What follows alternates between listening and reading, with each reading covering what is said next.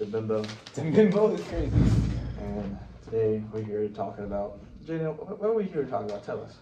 Well, I wanted to reach out and spread awareness about the impact of fitness and how it can really influence somebody in a positive way.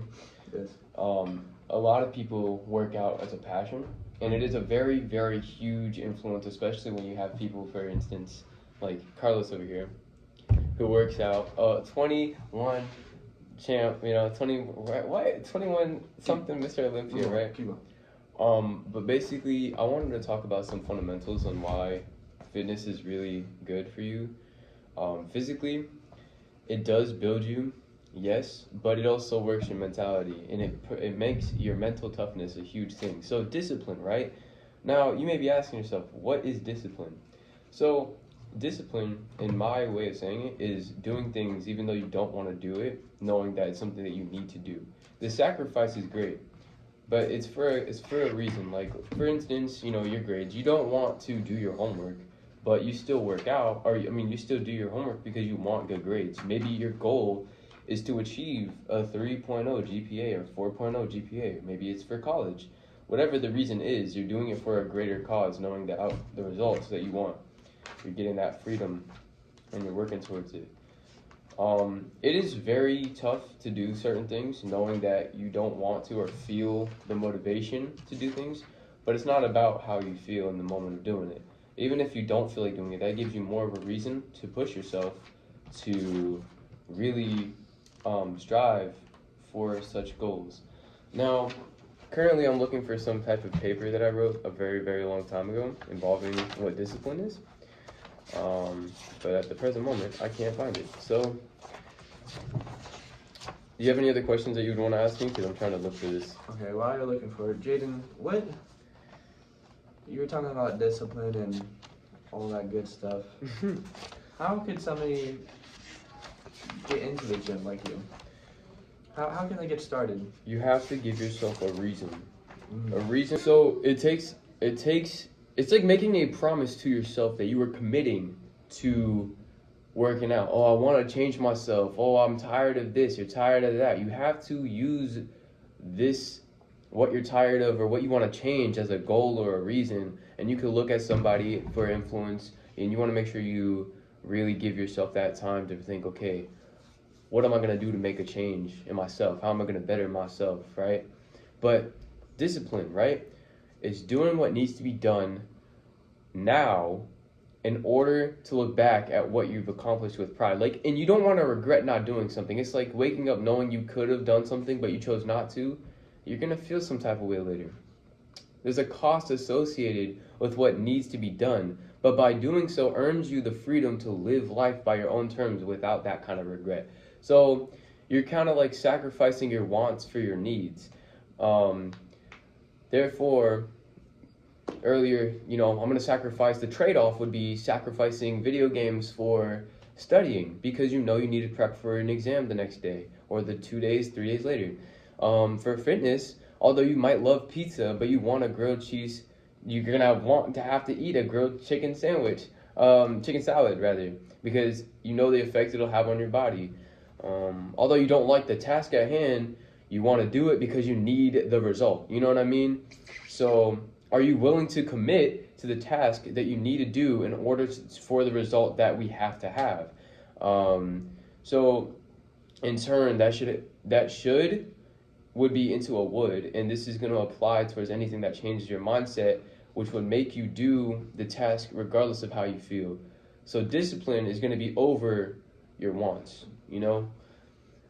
It's a really tough choice to make, involving different things you got going on in your life, but you got to do things that is best for you. Well, we ran out of time, but we're still gonna keep going. Committing yourself is literally the promise to you, what you're gonna do for yourself. I kind of covered these things briefly. The biggest thing that's going to help you is how you think about things in the gym. If you think, oh, it's leg day, today's gonna suck, it's like, no, you have to think, oh, we're gonna get a great workout in, we're gonna come back stronger, and we're gonna feel good. Gonna have that dog in you. Gonna have that dog, right? You gotta come back. It's really, really something that can drive you and push you forward. You could be your own self-motivation. You could look at other people that give that motivation, giving you a different way of looking at it perspective-wise. For instance, Julian, the other day, he said, just get big.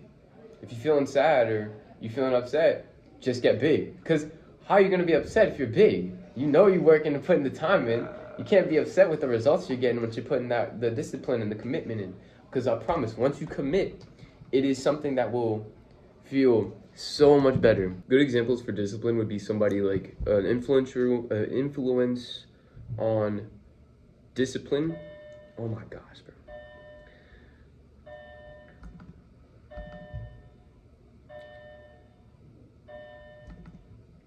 Someone that's a huge influence on involving discipline is David Goggins, a Navy SEAL that went from like 400 pounds, I think he was 300 pounds, and dropped 100 pounds in 3 months to become a Navy SEAL. And he went through tons of trials and tribulations to get to where he had to get to. But honestly, it's about the mindset, how you callous your brain, how you overcome these hurdles in life. But you have to commit. So commitment can be worked with other people, a group of people, because it helps you follow through with the fact that you have others relying on you or pushing you and making you get into it more, committing to a goal, playing in a sport, etc. Right? You have all these things that you got going on that really will drive you. The lack of free time is a leading reason people say that they don't regularly exercise, which is an excuse. But instead of giving yourself an excuse not to work out, give yourself that reason. Give yourself, I'm gonna make the time today. Okay, let's see what I can switch around here. Pace yourself. When it comes to exercise, the only person you should worry about is you. You don't have to worry about what other people think. You don't worry about what other people are doing, because then you're gonna overlap your mind with all these other excessive things that are just gonna cloud your own vision of yourself, how you better yourself in the future. Find a partner. If you need someone to help you find motivation exercising, or help you discipline yourself, whether it's for the social aspect or for the sense of support, it doesn't matter. You got that through that person that's with you. They'll push you, And start small. You take baby steps, because if you're overworking yourself or you don't know what you're doing, and you might end up hurting yourself. So you want to take baby steps. While many people have good intentions of going to the gym, while many people go to the gym and they do exercise, or they buy really expensive equipment thinking they need to use those. But honestly, you could start small. When I was younger, I was 13 years old, I was fat, I was like out of shape, but I used a barbell that was really, really light, and I had two 25-pound plates on it that my dad used. But I was working out with them. I didn't have a bench. I was using the floor. It was me and the floor. I would lift the bar over my head, and I would start bench pressing. I would do legs, arms, sit-ups, squats, all of that. And even though I was doing it by myself, I was wanting something more. I foresaw a vision in myself, so I sought out to reach that goal in my life. Huh? I thought you were talking to something. No. But it's best to start small until you have built and established a routine.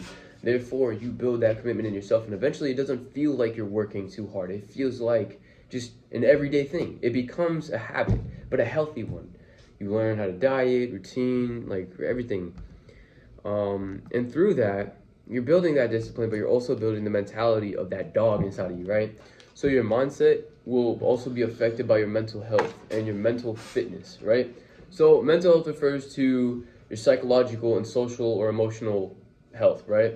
So this involves your moods, how you feel on your day-to-day basis, and like other behaviors involving yourself as well.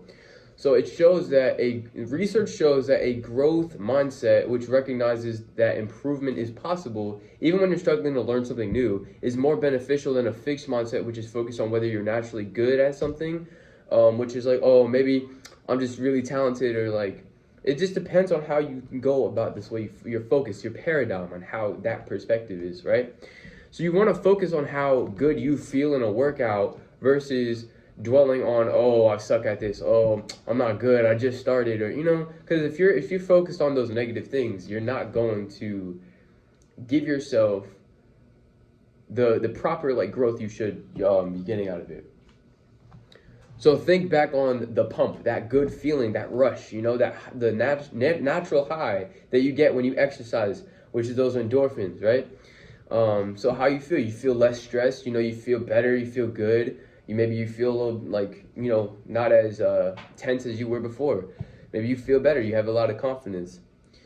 You could maybe think more clearly, sleep better that night, and use those memories that you made in the gym as confidence, knowing that you did these things, that you're capable of it, and you could use that every single day to build that momentum. Making small manageable goals that makes it more likely to get you started and stick with it. So that's part of the mindset too, because you're thinking, okay, I did this. This is David Goggins has a notebook. I have 2 notebooks here. I'm using both of them. This is my gym notebook. This is like, if I got stuff going on, sometimes it's easy to write things out. It helps you do what you got to do for your mental health too. If you can't work out, you got to find alternatives, or maybe work out in your room, do push-ups, sit-ups, do body weight, right? But this will build up new habits and consistency with how much you're doing it. Because if you wait until you want to exercise, it may never happen. It might not even be tomorrow. You won't even have a tomorrow. You might wake up and be like, man, I wish I could have done the same thing like I said earlier. David Goggins, I'm quoting him because he said it. I wrote it down in one of my notebooks somewhere, but I don't have it with me today. But that is overall my little podcast here. What do you want to do? Just leave that all in. Just leave it in? I don't know. I don't know. Say, alright, ready? 3, 2. Alright, that was Jaden. Thank you for this motivation. Thank you for having me. Yes. Hopefully I could come back and anytime introduce more to the public. Hopefully. Yes. Alright. We'll see you That was guys. good for the youth. The youth. Yeah, I'm just